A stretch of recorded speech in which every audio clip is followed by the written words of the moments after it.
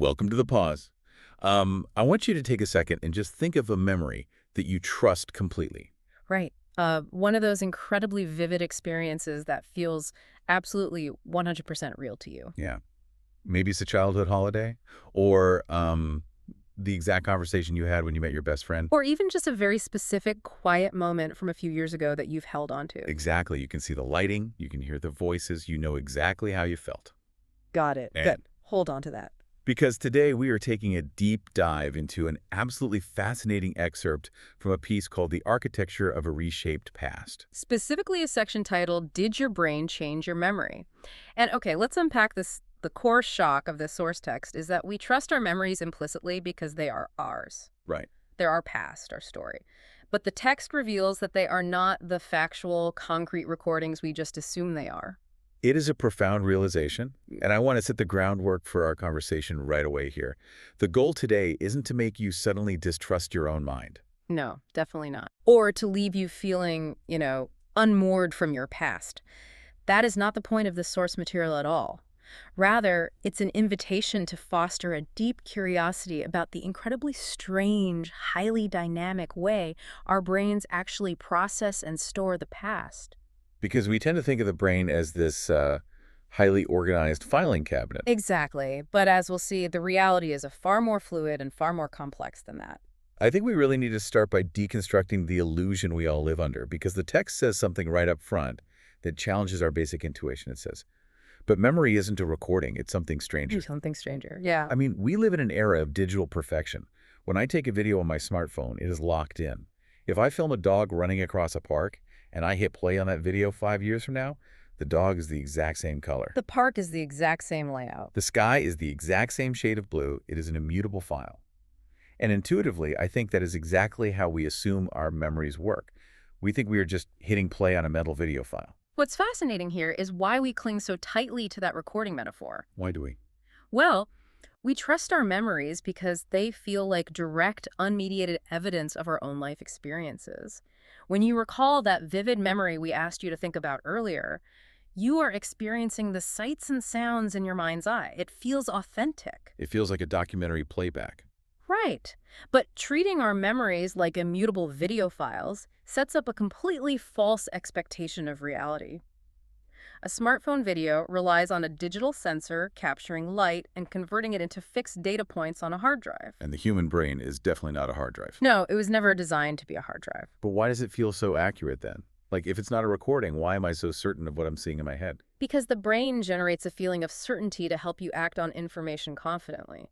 Biologically speaking, the brain is an organic, metabolically expensive network of neurons. It takes a lot of energy to run. A massive amount. Storing a perfect, high-definition video of every single moment of your life would require physical space and consume more calories than you could possibly take in. The brain is ruthlessly efficient. So it's cutting corners. It evolved to help us survive, adapt, and predict the future based on past experiences. It doesn't care about preserving the exact shade of green of a leaf from 10 years ago. It only cares if there was a predator hiding behind that leaf. Okay, when you put it like that, it makes sense from a survival standpoint. It isn't a faulty hard drive. It's just a ruthless editor trying to keep us alive. Exactly. But I want to ask you, the listener, to just reflect on that for a moment. It still feels deeply jarring, almost uncomfortable, to realize that a cherished, crystal-clear memory might not actually be a perfect recording. It threatens our sense of objective truth about our own lives. It really does. If that mental video file isn't real, what exactly is happening when I remember something? Yeah. Which brings us to the text's most critical, mind-bending revelation. It says, each time you remember something, your brain rebuilds it. That is the crux of the entire excerpt right there. And I want to emphasize those first two words, each time. The very act of recalling an experience is fundamentally an act of recreation. Recreation. Wow. You aren't just observing the past, you are actively assembling it in the present moment. Here's where it gets really interesting, but also a bit confusing to me.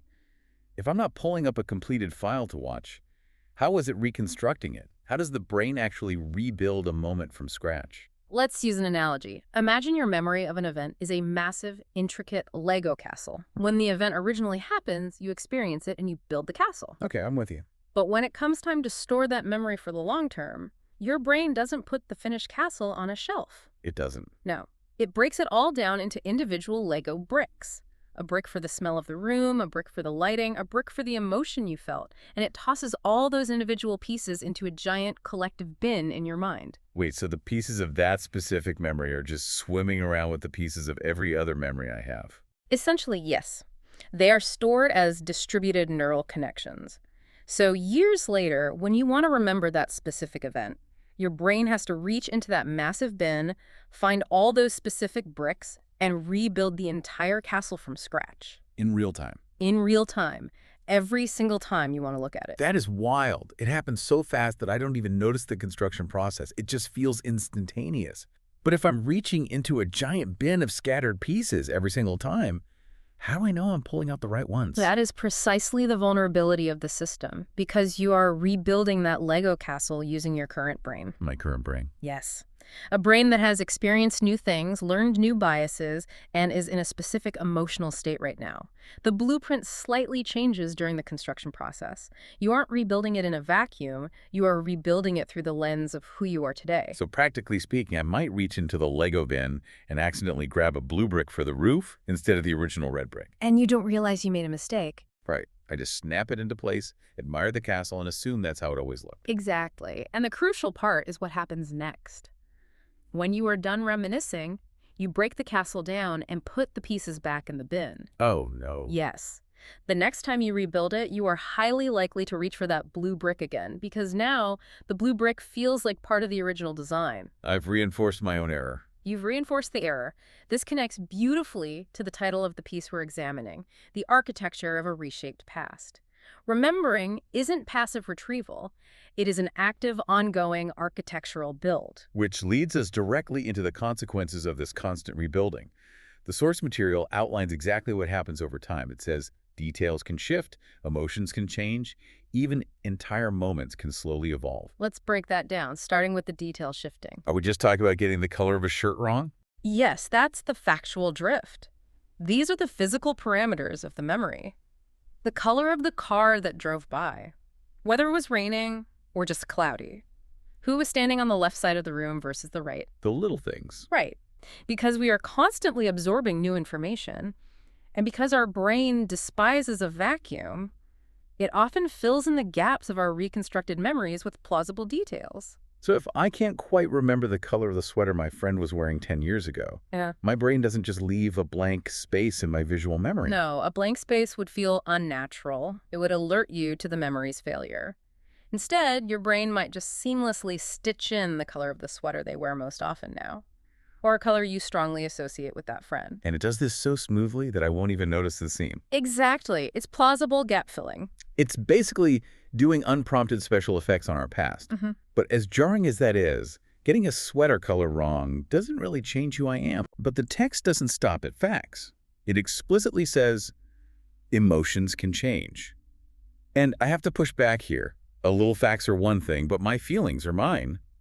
How can an emotion change in retrospect? That is arguably the more profound shift, and it's one that can be difficult to accept.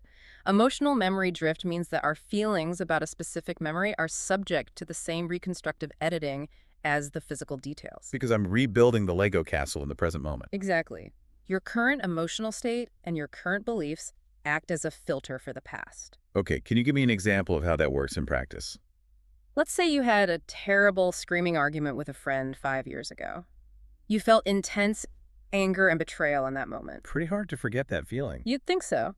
But over the last 5 years, you two have reconciled and become closer than ever.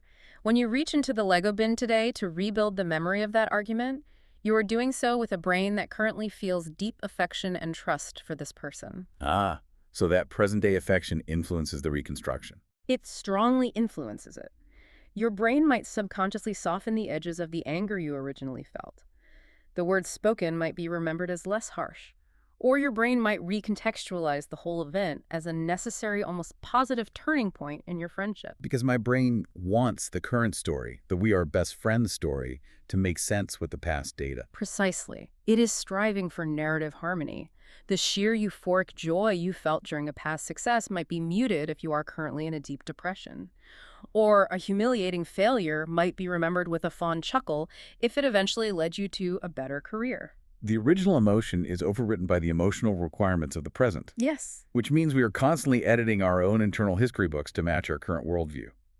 But if the facts are drifting with plausible gap filling, and the emotions are drifting to create narrative harmony, what happens to the memory over a long timeline? This raises an important question regarding long-term truth. The text points out that because of these tiny incremental edits, entire moments can slowly evolve. We aren't talking about a sudden, dramatic overwrite of your history where you wake up remembering a life you didn't live.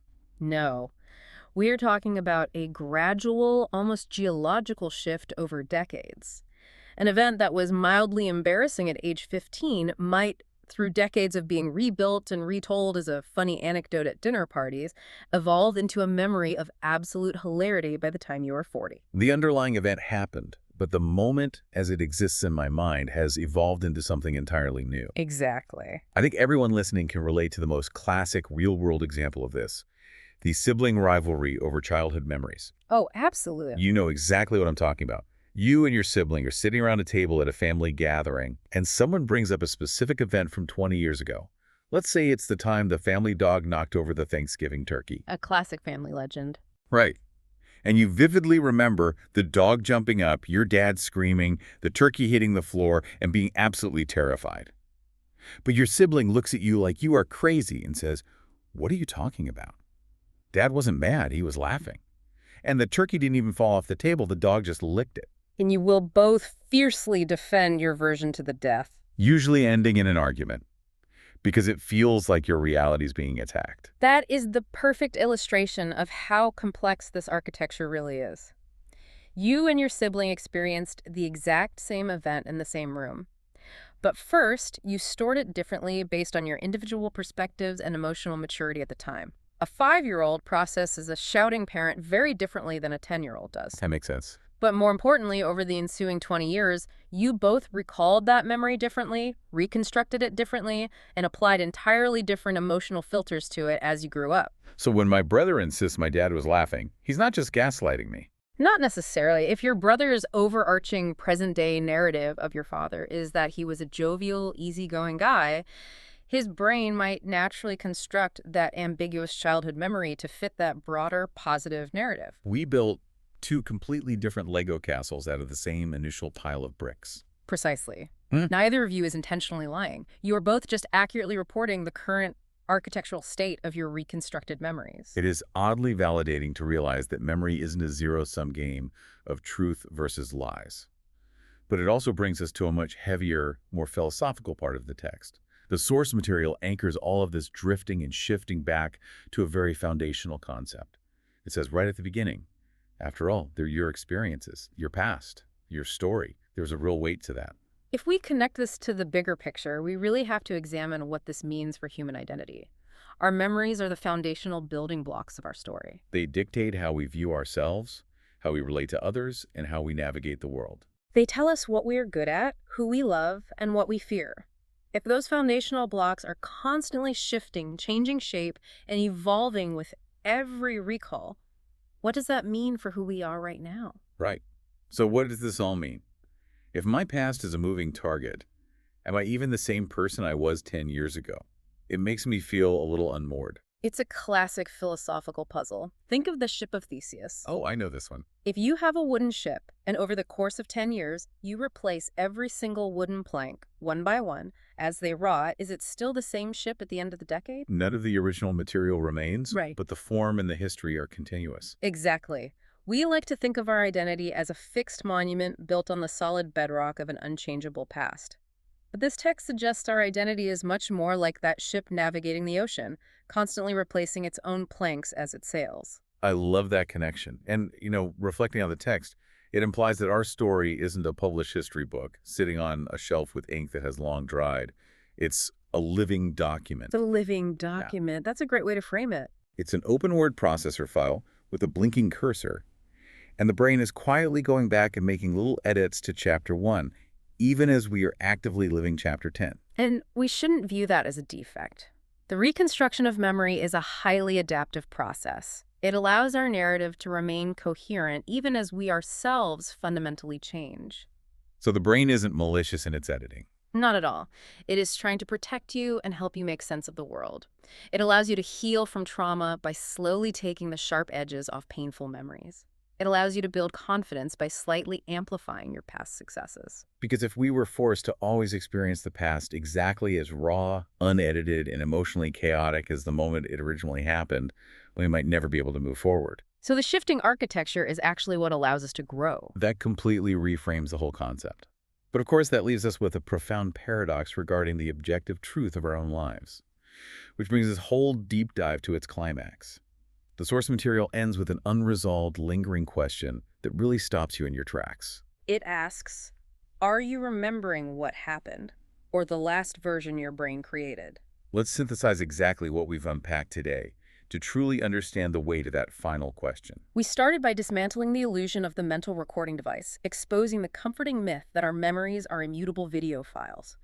We then explored the architecture of recall, the reality that every single act of remembering is an active, effortful reconstruction from scattered fragments. We examined how, during that real-time rebuilding process, both the hard facts and the emotional resonance can drift, causing entire moments to slowly evolve over decades. And finally, we looked at how this constant, quiet editing shapes our very identity, making our personal story a living, shifting narrative that serves our present selves. It fundamentally changes how you look at your own mind. When you go back to that memory I asked you to think about at the very beginning of our conversation, that vivid, perfectly clear, 100% real memory, you now have to view it through this new exploratory lens. It is beautiful, it is yours, and it shaped who you are today, but it is also a masterpiece of ongoing mental architecture. And I want to leave you with a final, provocative thought to mull over on your own. It builds purely on the logic of the source material we've explored today. Think about this. If every single time we retrieve a memory, our brain actively rebuilds it, fills in the gaps, and potentially alters it, does that mean the most perfectly preserved, pure, and unedited memories you possess are actually the ones you have completely forgotten to think about? That is a thought to sit with. You've been listening to The Pause. We'll be back at 8 a.m. tomorrow.